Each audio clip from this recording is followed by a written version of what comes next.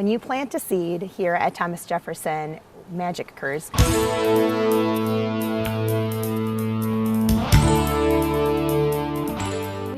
Given a farm to school grant this last year, 2012-2013, and we weren't quite sure what we were supposed to do with it. So we first of all decided, hey, why not worms? And so we started vermicomposting with over 300 students in our 1st through 5th grade classrooms, just to get them understanding composting and animals and different things that were really exciting and cool.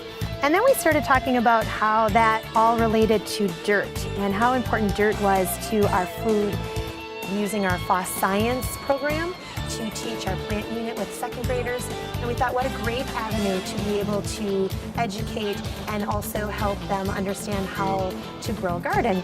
So we took those plants and we used a grow lab, and we ended up growing wonderful plants that we could put right into the soil of our school garden.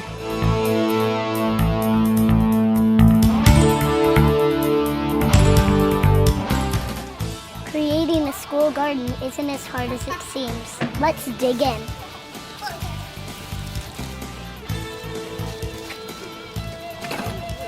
First, you need to find a place for your garden.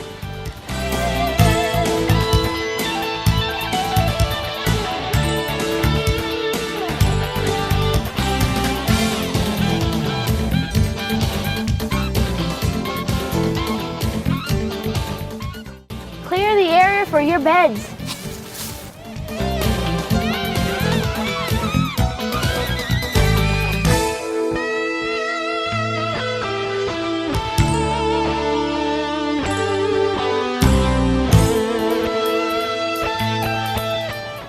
We used raised beds and filled them with compost. We created fun family garden events to bring everyone together. Seeds were planted in many ways. We had our families planting it on our garden day. We had students planting seeds in science classes.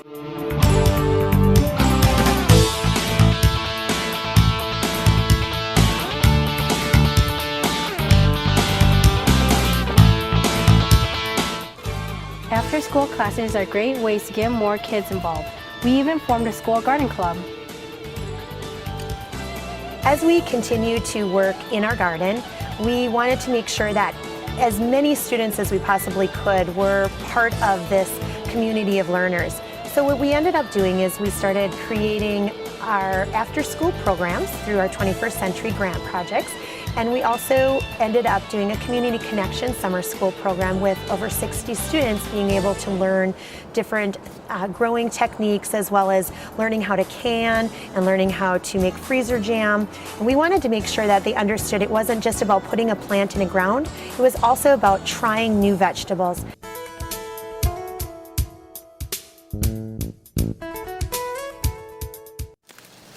What do you think? What does it look like to you? What do you think? Radish. A radish? What do you think it looks like? Yeah. A gigantic carrot. A gigantic carrot, what do you think? Do you know those red things? Like radishes or beets or what? Beets. Beets, okay.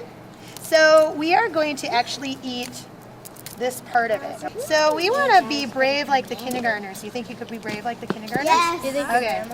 So I'm cutting off all of the outside because we don't eat the outside. We like it cleaned up a little bit. It does look like an apple. So I'm going to cut it. You tell me what you think of kohlrabi. You know what one of the kindergartners said when he went back to his teacher? I just tried Colorado. Isn't that kind of funny?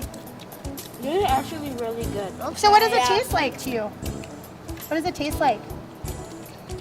What do you think? Well, I think Renee and her vision for this garden has really placed our district out in front when it comes to farm to school, when it comes to bringing our culture. I mean, we live in a rural area generally, and what that means for us, and how important it is for us to take care of our planet, to take care of our resources, to have children know where their stuff comes from. I think we're out at the forefront, and really Renee Heinrich has positioned us in a very good place to be leaders in this, and she's passionate, and she in essence has made our school passionate about that. This is familiar. Do you know what it reminded me of? A cabbage. Yeah. Does it taste like cabbage to you? It reminded me of cabbage, and it reminded me when I cooked it up last night. that it tasted like cooked cabbage when I cook it up. So I was really excited about trying something new in our house and having my kids try something new too. So would you be like open to trying kohlrabi again? Yeah, that's cool. Awesome. When I was little, my mom would tell me that tomatoes were good. I tried it and they were really disgusting. And I haven't tried them. I've tried them like before we started this class, and they were disgusting still.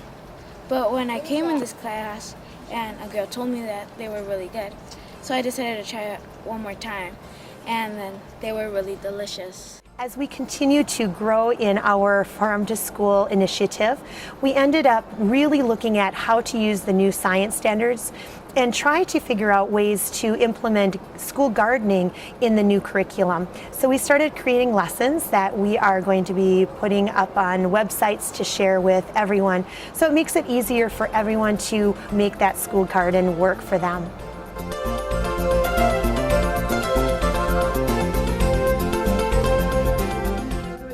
Okay, so try the pickle. Tell me what you think of it, because you guys made them. Okay. Fresh made delicious pickles.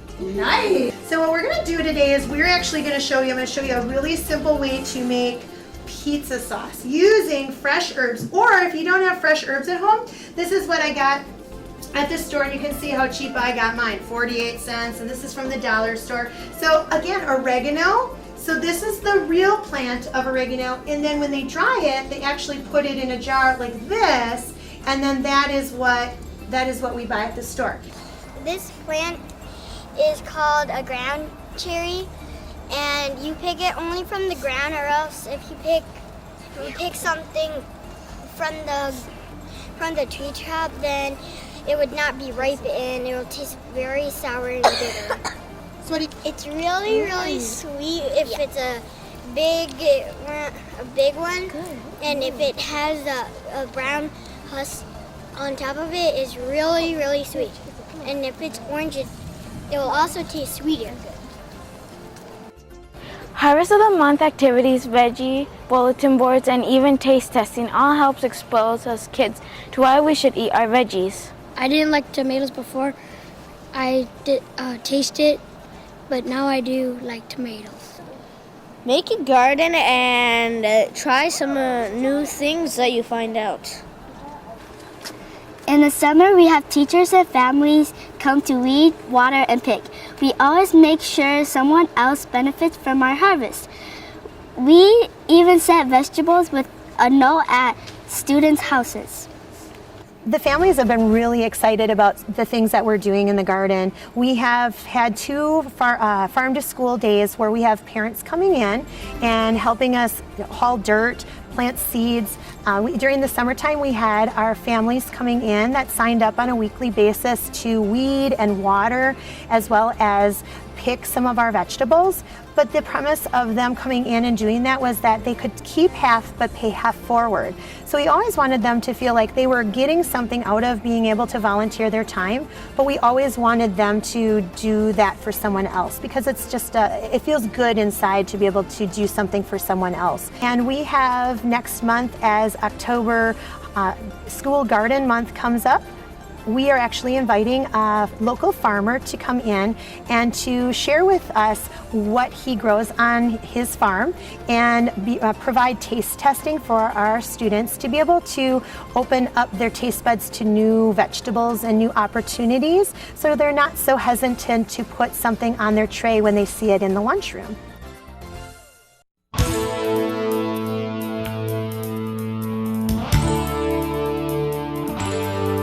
Here at Thomas Jefferson, we use the FOSS science program, and so what I had to do is I had to integrate the different grade levels and use what we needed to be able to teach through FOSS, but expanded our concepts to include the Common Core as well as the gardening concepts that we knew we wanted to teach here at Thomas Jefferson.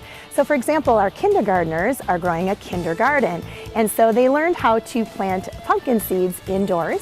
And it takes a long time for you to grow, just like it takes a long time for you to go and grow into a first grader. I think a lot of our academics happen out here. The teachers are writing about what's happening in here. Renee is bringing them out and infusing the garden to teach sound, to teach movement, to teach math, to teach literacy. All those things are being collapsed together. And so I think that is a big difference. And the students have watched it become a year older. So they know now the repercussions of all their hard work. They know that it's going to be fruitful, and they know that it takes a lot of work, and they're up to that. So I think that we've had the whole full circle, and for them, they have that expectation now, and they want to get bigger and better, and so it's been wonderful for us. So the kindergartners this week are going to be planting their plants in the kindergarten, and then when they are big first graders, they're going to be able to come back to school in the fall and be able to pick their pumpkins in October and learn through science and through our garden the importance of growing their own vegetables. Water, shelter, space, air, and the sun. Good job. We, like all the other schools in the district, go on to the 8 key interests of the school district. So it really does help us tie into the community. It helps us tie into student learning. It helps us bring real world into our school atmosphere. So those are all things that are important for our learners, and they're all 21st century skills, and they all do tie to the value of the school district. Our family has had a growth experience just from being out here in the garden. I am not a gardener, my kids are not gardeners, but to come out here and be a part of growing something and picking it and then eating it is amazing. The fact that they did it, they were a part of it, and they're so proud of it. The sky's the limit. Just plant a seed and watch magic grow.